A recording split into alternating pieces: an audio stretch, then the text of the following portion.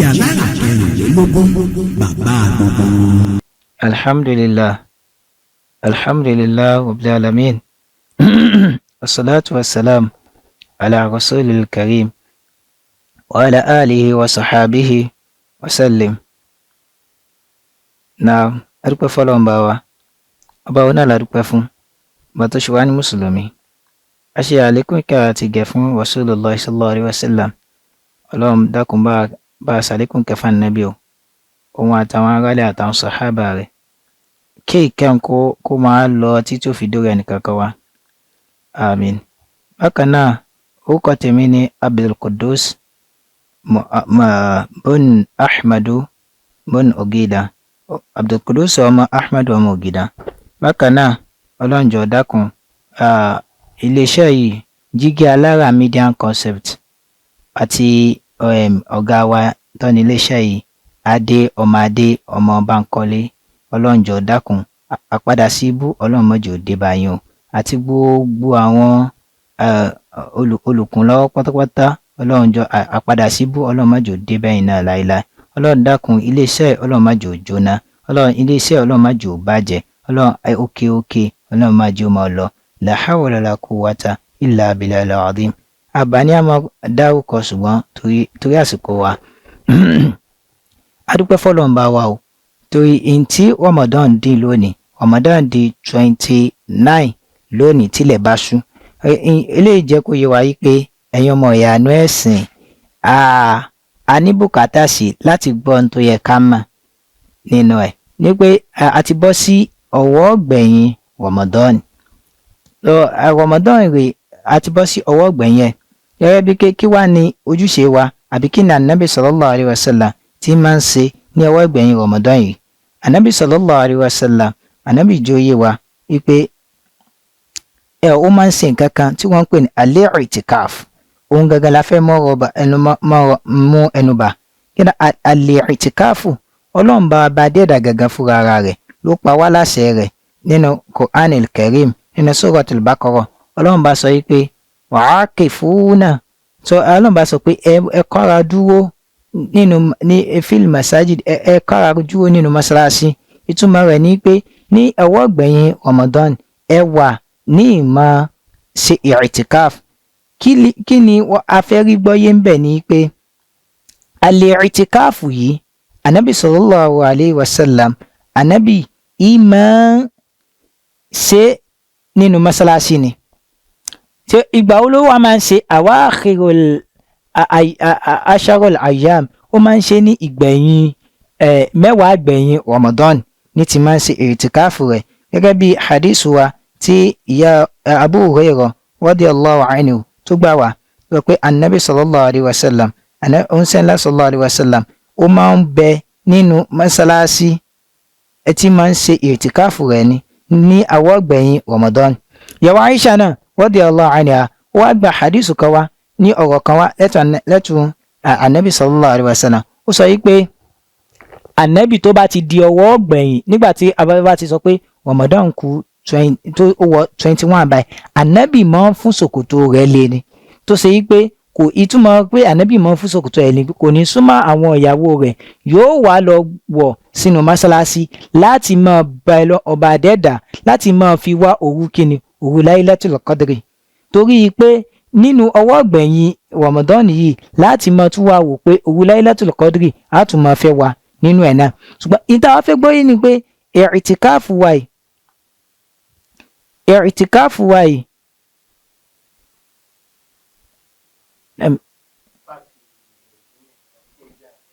okay.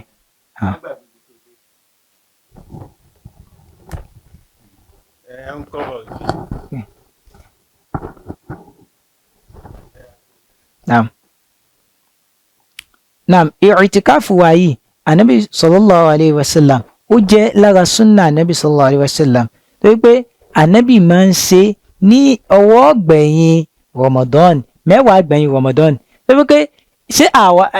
ìbéèrè tó yẹ ká béèrè, ṣé àwa lè ṣe nígbà tí ó bá sí Ramadan ni? A lè ṣe nígbà tí ó bá sí Ramadan, ṣùgbọ́n tó dáa jù tó fẹsẹ̀ rinlẹ̀ nínú ara súnà Ànábì sallallahu alaihi wasallam òun ní pé Ànábì máa ń ṣe lọ́wọ́ gbẹ̀yìn Ramadan. Àǹfààní wo la fẹ́ jẹ́ ń bẹ̀? Ara àǹfààní tá fẹ́ jẹ ń bẹ̀ òun ni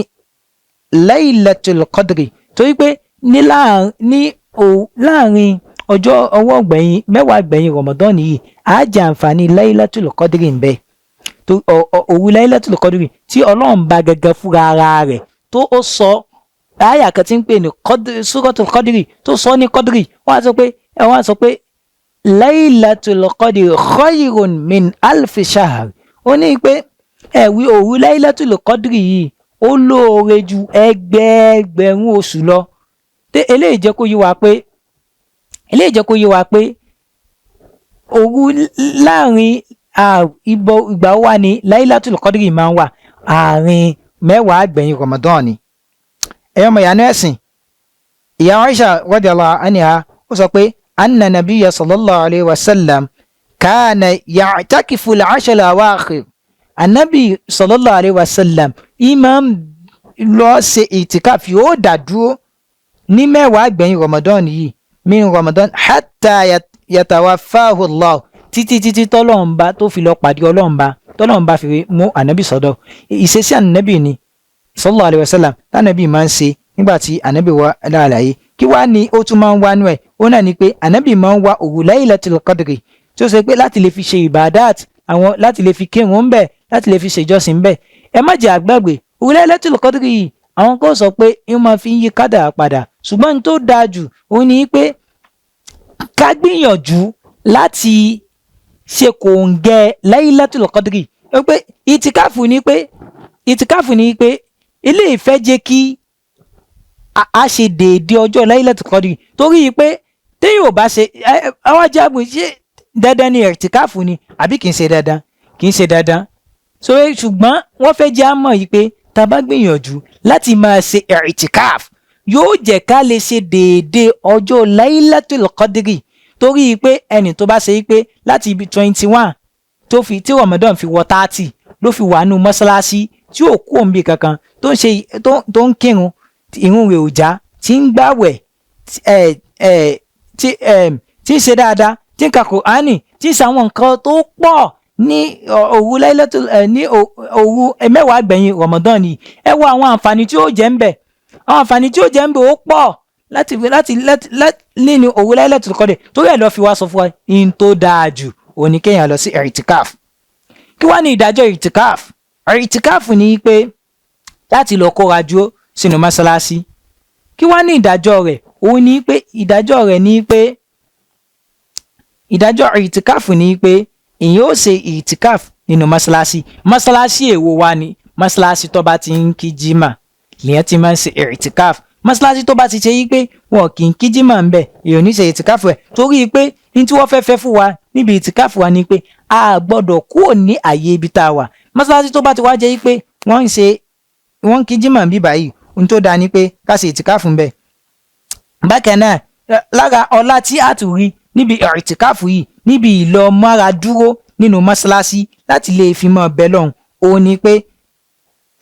anabi sallallahu alayhi wa sallam anabi ń sọ fún wa pé man qama Laylatul Qadri imanan wa ihtisaban ghufira lahu ma taqaddama min dhanbi anabi sọ yìí pé ẹ̀ ń bá ṣe yìí pé ó kírun ó sì gbìyànjú láti kírun ní ó nígbàgbọ́ sí ó dìde kírun ní òru Laylatul Qadri ó nígbàgbọ́ sí ó ti ṣe dáadáa níbẹ̀ ghufira lahu ma taqaddama min dhanbi ọba adẹ́dà yóò ṣàforíjì gbogbo ẹ̀ṣẹ̀ rẹ̀ fún tó ti ṣe ṣáájú ẹ wá àǹfààní tá a jẹ níbi ìtìkáfù yìí. bákan náà ẹ̀yàn mọ̀ ìyànú ẹ̀sìn níbi hadithu afáwa Abu Bukhari wa Muslim rọ́dí rahimallahu ta'ala tí àwọn sọ pé àìní ibn Umar rọ́dí aláàrínmọ̀ ló gba hadithu wa ó sọ pé qala Rasulullah sallallahu alaihi wasallam anábì sọ pé tamassuha fil ashri al-awakhir yani Laylatul Qadri dúnímọ́ àìgbẹ̀yìn òru Laylatul ashra al-awakhir ìgbẹ̀yìn Ramadan yìí yani Laylatul Qadri fa inna da'fa ahadikum aw ajaz fala ya'lanu ala sab'il bawaqi ó náà ní pé ẹnìkẹ̀ẹ̀kan yóò ẹ ló gbìyànjú láti máa ṣe ìbàdáàtì nínú ìgbẹ̀yìn Ramadan yìí ẹ̀yin ọmọ ìyanu ẹ̀sìn ẹ má jẹ́ á fi ṣeré. àwa tá a bá tí ì lọ sí ìtìkáf ẹ jẹ́ á gbìyànjú ká lọ jẹ́ wọn, torí pé àmọ́ tó bá di alẹ́ yìí àmọ́ fẹ́ ṣe ìgbìyànjú pé bóyá Ramadan ó ti parí o àbókù ẹyọ kan o tó bá dalẹ̀ ẹ wá gbìyànjú ẹ jẹ́ kí a lọ jókòó káwọn náà lọ bá wọn jókòó sí ìtìkáf. ìta bá ń bẹ̀ àwọn náà sí náà nu ó náà ní pé ìtìkáf tá a bá bá wọn jókòó tá a bá bá wọn ṣe dùá ńbẹ̀ tá a bá ń bá wọn wá òru Laylatul Qadri níbẹ̀ tá a bá ń bá wọn ṣe ìbádàtì níbẹ̀ ọlọ́run bá bẹ̀ẹ́dẹ̀dà yóò tún mọ̀ sọ rahma kalẹ̀ fún wa ńbẹ̀. ẹ̀yọ́ mọ̀ ìyanu ẹ̀sìn ẹ má jà gbàgbé wípé al-jama'atul baraka ibi tí jama bá ti ń wà tó ṣe pé àwọn èèyàn pọ̀ ńbẹ̀ tó ṣe pé gbogbo jama ni wọ́n fi ń ṣe pẹ̀lú ọlọ́run máa ń sọ baraka síbẹ̀ ni. wọ́n náà ní pé ẹ ń bá gbìyànjú láti lọ máa wá òru Laylatul Qadri ìyẹn kó tó lọ sí ìtìkáf. wọ́n náà ní pé ọba adẹ́dà yóò máa ṣe àdìpẹ̀lẹ̀ ẹ̀san fún un gẹ́gẹ́ bí anabi sallallahu alayhi wa sallam ló sọ fún wa yìí pé àwọn tó bá ṣe yìí pé wọ́n kó jọ sínú mọ́ṣáláṣí lẹ́yìn wàá gbà náà mọ́ṣáláṣí wọ́n kó jọ sínú mọ́ṣáláṣí ọba adẹ́dà yóò máa sọ rahma kalẹ̀ fún wọn, yóò máa sọ ìkẹ́ kalẹ̀ fún wọn nínú mọ́ṣáláṣí wọn. ó wá rí i pé ọlọ́run bá adẹ́dà yóò tún wọn máa fi hàn yangàn ní ọ̀dọ̀ rẹ̀ ní láàrin àwọn màláìkà bẹ́ẹ̀ pé àwọn tẹ́ ní ìmọ̀dà lánàá rè o àwọn tẹ́ sọ wípé kí n má dàárè wípé wọ́n mọ̀ sí bẹ́ẹ̀ ẹ wọ àwọn ọlọ́njọ́sìn fẹ́mi ọlọ́run yìí o ẹ jákun nítorí tọlọ́run ẹ̀yin ọmọ ìyanu ẹ̀sìn ẹ jẹ́ á gbìyànjú láti lọ dúnímọ̀ òru Laylatul Qadri torí pé òru làwa fẹ́ fi dúnímọ̀ òru Laylatul Qadri òun náà ni nígbà tí a bá wà ní ìtìkáf. ó náà ni pé téèyàn bá ń ṣe ìtìkáf rẹ̀ èèyàn ò ní nǹkan kan míì láti lè ṣe ṣùgbọ́n tó bá ṣe pé ilé lèèyàn wà tí wọ́n sọ pé mi ò lọ ìtìkáàfù ilé mo ti ń wá òru Laylatul Qadri mi nígbà mo ń ṣe òru Laylatul Qadri mi lọ ìtìkáàfù mi ń ṣe nǹkan kan tí a mọ̀ pé ibẹ̀ lè yóò ti máa wá business ó máa wọlé fún yàn nígbà anídìyìn báyìí ṣùgbọ́n tó bá ṣe pé èèyàn lọ dá dúró sínú mọ́ṣáláṣí ni láti 21 tí ó di 30 tó fi kéde pé wọ́n ti róṣù o. so ibẹ̀ láti wá sẹ̀ kó nínú mọ́ṣáláṣí láwa lọ sí ìdì. òun náà ní pé ẹ̀yin ọmọ ìyá ẹ̀jẹ̀ á gbìyànjú láti lè ti dúnní mọ́ ọba adẹ́dà láti lè ti ní connection mọ́ ọba adẹ́dà torí pé nínú Ramadan yìí ẹni tí Ramadan bá balaye tí ó wá sí sí àlùjánnà nínú Ramadan yìí ọba adẹ́dà anabi sallallahu alayhi wa sallam ó jẹ́ ó yé wa pé irú ẹni bẹ́ẹ̀ ó ti pàdánù oríire torí pé anabi sallallahu alayhi wa sallam anabi ń lọ sórí mímbàrù lọ́jọ́ kan anabi wá gun orí mímbàrù anabi ó ní pele mẹ́ta anabi gun orí alákọ̀ọ́kọ́ anabi sọ pé amina anabi gun orí ẹlẹ́ẹ̀kejì anabi sọ pé amina anabi gun orí ẹlẹ́ẹ̀kẹta anabi sọ pé amina. àwọn sàhábà wọn ń bèrè lọ́wọ́ anabi sallallahu alayhi wa sallam wípé ìrẹ́ anabi ogun orí mímbàrù lálákọ̀ọ́kọ́ ó sọ pé àmín kí ni ṣé rìwáyà ti dé pé tá a bá ti gorí mímbàrù ká máa sọ pé àmín ànábì sọ pé rárá o pé àtà ni Jibril wàá bá mi ni kí wàá ló sọ fún mi ó sọ yìí pé nígbà tí mo gun mímbàrù alákọ̀ọ́kọ́ ànábì sọ yìí pé ta ni tẹ gbó Jibril ń sọ fún mi ànábì sallallahu alaihi wasallam pé gbogbo ẹni tí àwọn òǹbí rẹ̀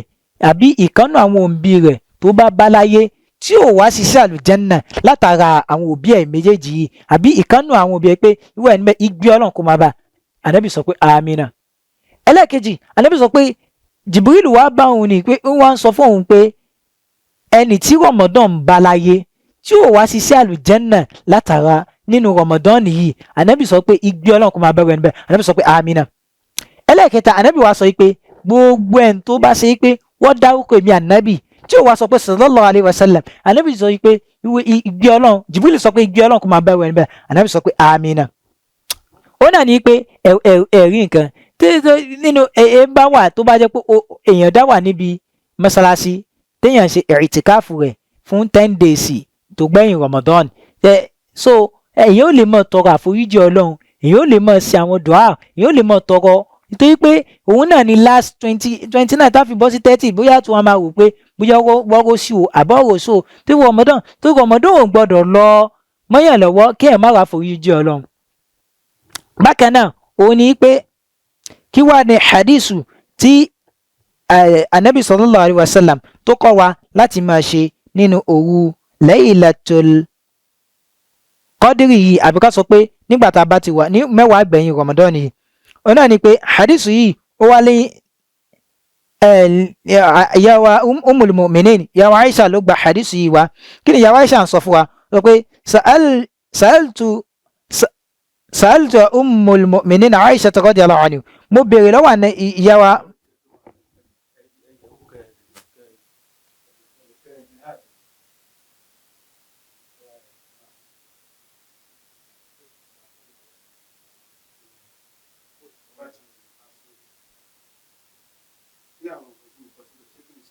ó yé mi irú àwọn tí ó lè ṣe ìtìkáfù. Nah.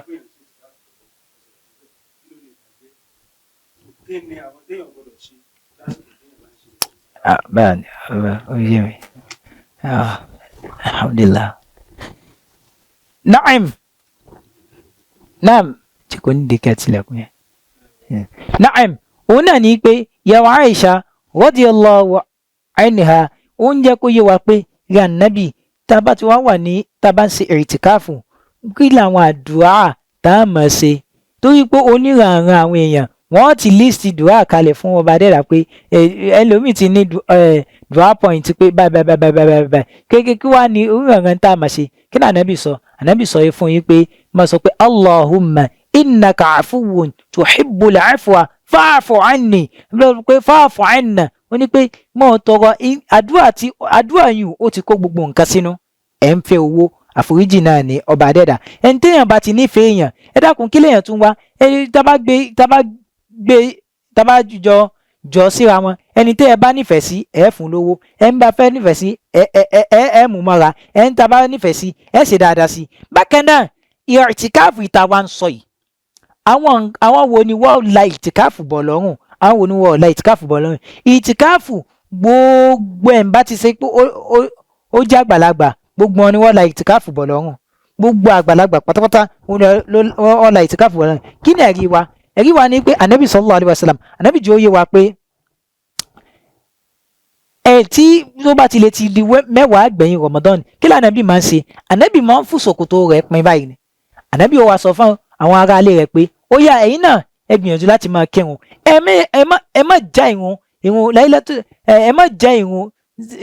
kìyàmù lẹ́yìlì pé ẹ̀ ní kí o, ẹ máa gbìyànjú láti kí. àwọn tí wọ́n la ìtìkáfù, àwọn tó wọ́n ṣe ìtìkáfù ní dáadáa fún òun náà ni àwọn tó bá ti jẹ́ pọ́ ti alákọ̀ọ́kọ́ ni àwọn tó bá ti jẹ́ pọ́ ti bàlágà. kódà èèyàn tí wàá lè mọ́mọ́ ẹ̀ lọ láti lè fi lọ kọ́ lẹ́sìn ní ìtìkáfù. bákan náà òun kí wàá ní àwọn nǹkan tó ṣe pé ó ba ìtìkáfù wa jẹ́. àwọn nǹkan tó ba ìtìkáfù jẹ́ ni pé ẹ̀ńbàsì lè ti wà ní ìtìkáfù tó bẹ́ẹ̀ lè ti lọ súnmọ́ ẹlẹ́tọ̀ọ́ rẹ̀. ẹ gbọ́ dáadáa o, ẹ̀ńbà wà ní ìtìkáfù tó wà lọ súnmọ́ ẹlẹ́tọ̀ọ́ rẹ̀, bóyá ní kọ́kọ́ tó jẹ sàárì ni o, bóyá lẹ́yìn ìgbà tí aṣínú tán ni o, tó bá ti lè ti lọ súnmọ́ ẹ̀tẹ̀lẹ̀ ìtìkáfù rẹ̀ ti bàjẹ́ báwọn. yóò ṣe tí wàá bẹ̀rẹ̀ padà, ká ní pé ó bẹ̀rẹ̀ láti bí 21 ó wá lọ súnmọ́ ẹlẹ́tọ̀ọ́ rẹ̀ ní 23, ìtumọ̀ rẹ̀ ní pé ìtìkáfù rẹ̀ ti bàjẹ́. yóò ṣe tí wàá dàdíyẹ ìtìkáfù padà láti bí 24 dé 29. ó náà ní àwọn nǹkan tó ba ìtìkáfù jẹ́ nù, torí pé ànábì sallallahu alaihi wasallam tó bẹ́ẹ̀ ti lè ti di mẹ́wàá gbẹ̀yìn, ànábì ò ní súnmọ́ àwọn ẹlẹ́tọ̀ọ́ rẹ̀ yóò wá sọ fún wọn pé a ti wà ní ìtìkáfù, ìníráyè láti súnmọ́ yín báyìí o, ìníráyè láti ṣe kíni láti súnmọ́ yín. àwọn nǹkan tó ba ìtìkáfù jẹ́ nù. bákan náà ibo la ti wọ́n máa ń ṣe ìtìkáfù? ibi tá a ti ń ṣe ìtìkáfù ni mọ́sálásí tó bẹ́ẹ̀ ti lè ṣe mọ́sálásí jùmọ̀ láti máa ṣe ìtìkáfù. mọ́sálásí tó bá ti jẹ́ pé mọ́sálásí kì í ṣe mọ́sálásí jùmọ̀ a lè ṣe ìtìkáfù ń bẹ́ o, torí pé wọ́n fẹ́ fún wa láti má jẹ́ yí pé a tún máa jáde nígbà tá a bá ń ṣe ìtìkáfù lọ́wọ́, àbí a tún máa ní connection sáwọn tó tún wà láyé, àbí pé mo ní business kan bí báyìí mo ń bọ̀ wà ní ìtìkáfù. tá a bá fi lè ti jáde kúrò ní ìtìkáfù báyìí, kúrò ní mọ́sálásí pé mo fẹ́ lọ ra nǹkan ní òkè ń bẹ̀rùn, àbí mo fẹ́ ìlà àyàfi bí ọ́dúnrún pẹ̀lú ìnira pé wọ́n pè yàn ní ìsìn pé ọmọ rẹ ó ti ń ṣe nǹkan bẹ́ẹ̀ èèyàn lè lọ, torí pé ìyún ti bá dọ̀rúrọ̀ ìwọ pé nǹkan kan tí ń ṣẹlẹ̀ nílé rẹ o kẹ́tù ìrìn tí bá dọ̀rú wọ̀ wá ṣùgbọ́n tó yẹ pé èèyàn kọ́ jáde kúrò ní ìtìkáf láì nídìí nípa kí ló mo kàn ní kí n stúrò jáde kó mọ́ṣáláṣí ni pé no torí ìtìkáàfù èèyàn máa ń bẹ́ ń bẹ̀ láti ṣe kíni láti lè súnmọ́ ọba dẹ́dà ní mẹ́wàá gbẹ̀yìn èèyàn máa ń bẹ́ ń bẹ̀ láti lè ti wá òru Laylatul Qadri ni. Bákan náà nítorí pé tábà tún ti wà ní ìtìkáàfù láti máa gbìyànjú láti máa wá òru Laylatul Qadri gẹ́gẹ́ bí anabi sallallahu alayhi wa sallam anabi jẹ́ òye wa anabi gẹ́gẹ́ fẹ́ fúnra wa ó fẹ́ sọ òru ọjọ́ tí Laylatul Qadri tí ó mọ̀ bọ́ sí fún wa ní mẹ́wàá gbẹ̀yìn ṣùgbọ́n kí ló dé ìgbà tá nàbì jí ó bá àwọn sàhábà tí wọ́n ṣe àríyànjiyàn pé elé 21 lànàbì sọ fún wa 29 lànàbì sọ fún wa 27 lànàbì sọ fún wa 23 lànàbì sọ fún wa ìgbà tó wá yá ànàbì wá jáde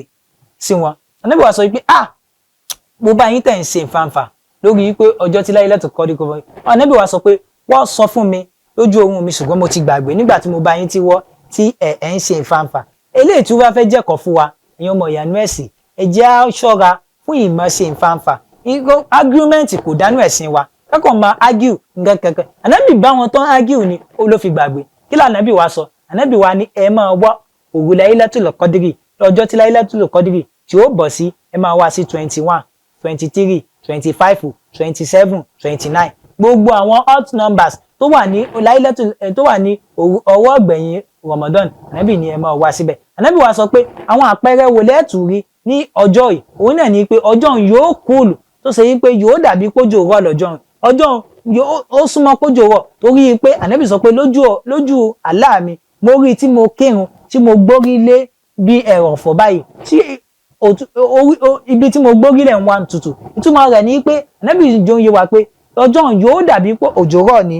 ọjọ́ yẹn. Bákan náà torí pé àǹfààní táàrí níbi ìtìkáf òun là ń jọgbọ́n sọ fún wa a sì ti ń sọ fún wa pé ìtìkáf ó lè bàjẹ́ o ká má sọ pé ìtìkáf tá a bá fi lè ọjọ́ mélòó ní èèyàn náà wà lè lò bẹ́ẹ̀ ọjọ́ mẹ́wàá náà ni èèyàn ò gbọ́dọ̀ bẹ̀rẹ̀ ìtìkáf láti bí 21 láti bí 11 kéèyàn wá sọ pé màá ṣe di 30 ìtìkáf máa ń bẹ̀rẹ̀ láti ìgbà tí Ramadan tó bá ti lè ti pé láti ìgbà tí Ramadan tó bá ti lè ti pé 21 títí tí Ramadan fi wọ 30 láti máa bẹ̀rẹ̀ ìtìkáfù wa ẹ̀yọ́ mọ̀yánú ẹ̀sìn. Bákan náà àwọn nǹkan wo ló yẹ ká tún máa ṣe ní ìtìkáfù òun náà ni qira'atul Qur'an kì í ṣe ìwé nìkan ló fẹ́ já kí qira'atul Qur'an bẹ́ẹ̀ dípò Nabi sallallahu alaihi wasallam Nabi sọ jọ yí pé ẹni tó bá ṣe yí pé ó kà á ràfi kan nínú Qur'an Ọlọ́run sọ ládàá mẹ́wàá fún ṣùgbọ́n tó bá ti di pé ọwọ́ ọ̀gbẹ̀yìn Ramadan àbí nínú Ramadan adọ́àfù lọ́lọ́run máa ń ṣe fún rẹ̀ níbẹ̀ Ọlọ́run máa ń ṣe àdìpèlé fún rẹ̀ níbẹ̀. Bákan náà in tó yẹ ká tún mọ̀ nínú ìtìkáfù yìí òun ni pé a tún jẹ ládàá ìmọ̀ ṣe azkar tó pọ̀ azkar wa ànìjọ́já azkar wa sabah wal masa azkar wa láàárọ̀ azkar wa nírọ̀lẹ́ àmọ́ ànìjọ́já láti mọ̀ bẹ́ẹ̀ lọ́nba láti lè fi mọ́ Laylatul Qadri torí pé a ti mọ̀ pé òru Laylatul Qadri ló dáa àti pé òru rẹ̀ ló dáa ọ̀sán rẹ̀ ńkọ́ kí ni ká fi ṣe ká fi mọ̀ bẹ́ẹ̀ lọ́hùn torí pé Ọlọ́run bá sọ wípé salamun hiya hatta matla'il fajri Ọlọ́run bá ń jẹ́ òye wa pé ṣé rí ọjọ́ Laylatul Qadri o àwọn màláíkà wọ́n mọ̀ sọ̀kalẹ̀ wọ́n mọ̀ àtà títí tí ó fi di àsìkò àlìfájàrì àwọn màláíkà ó ṣe wá padà lọ sí sánmà wọn náà ní pé ẹni tí màláíkà bá wà ń bẹ tó máa ń sọ fún ọba dẹ́dà pé irú ẹni báyìí kò sún ọba dẹ́dà ó rawọ́ sí ìrì Ọlọ́run ni láti bí báyìí kò sí nǹkan kan ó ń rawọ́ sí ọwọ́ ọba dẹ́dà ni ọba dẹ́dà ó ti wá sí kíni ó ti wá ṣàforíjì fún ẹni bẹ́ẹ̀ èèyàn mọ̀ ìyanu ẹ̀sìn ìtìkáfù wa ẹ má jẹ́ kó já ẹ̀jà gbìyànjú ká máa gbìyànjú Ramadan eléyìí ó ti ń lọ ká gbìyànjú àwa tá bá ṣe yí pé a ṣe ìtìkáfù náà tẹ́lẹ̀ àbí àdáníyàn rẹ̀ tẹ́lẹ̀ àbí ká mi pé nígbà tá a tiẹ̀ wà gbélé làwọn wò pé ẹ jẹ́ ń lọ kémi náà lọ́jọ́ ìwọ̀n kọjọ́ sí wa o èèyàn ti lè rí lọ́jọ́ ìwọ̀n ẹ ń bá ṣe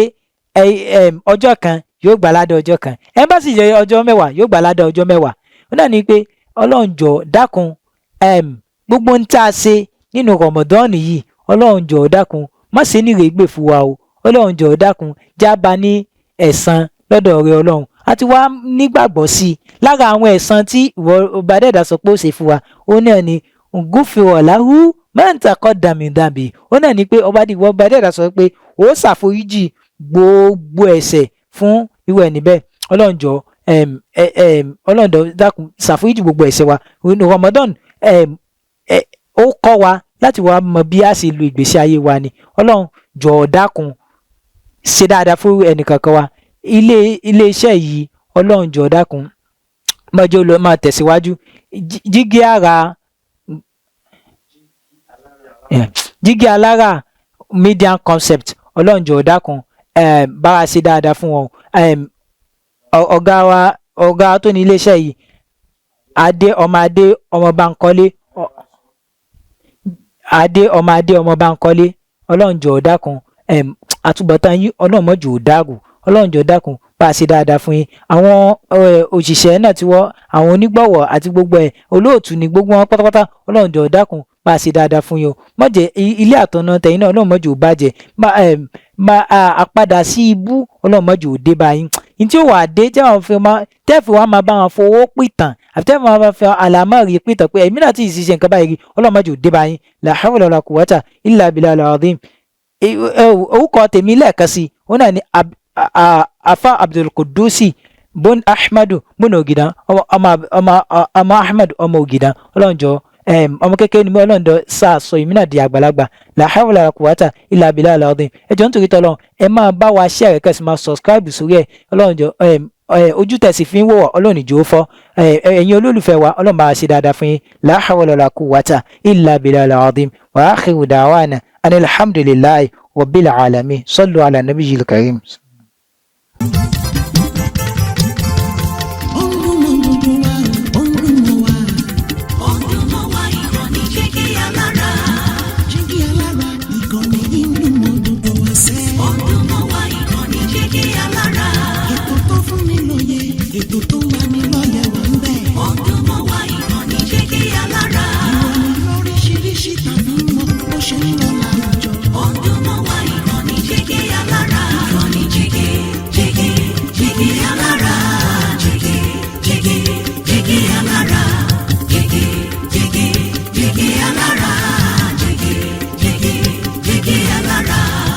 Ìkànnì Jígí Alára 24 bàbá gbogbo.